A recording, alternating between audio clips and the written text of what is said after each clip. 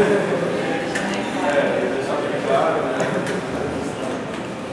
E aí, pessoal, a ideia agora é realmente divertir, aproveitar a tarde, tá? E aí, retornar aí. Quem estiver começando, estiver fazendo o mês, não se preocupe. Nós duas coisas que nós tivemos aqui dentro.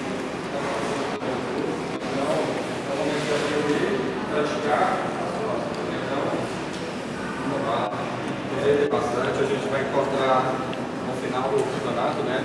Lá no núcleo de partes jurídicas ou aqui, talvez, não sei, né? Provavelmente vai ter as indicações para descermos lá no núcleo de práticas, tá? Só queria lembrar quem está sem camiseta para colocar, ok? Eu queria agradecer ao pessoal das escolas de Uberlândia e também das escolas, tá? De outras cidades, Pavos, Patrocínio, Uberaba, tá? Curitiba. Então, valeu a participação. Eu espero que Os patrocinadores. exatamente. Eu queria agradecer também, tá? A premiação no final. Nós já temos o apoio de vários patrocinadores. A Alga Works, tá?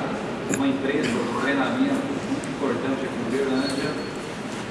A NEP, representada ali pelo Rafael, que mais uma vez colabora conosco, tá? Já virou um parceiro frequente, tá?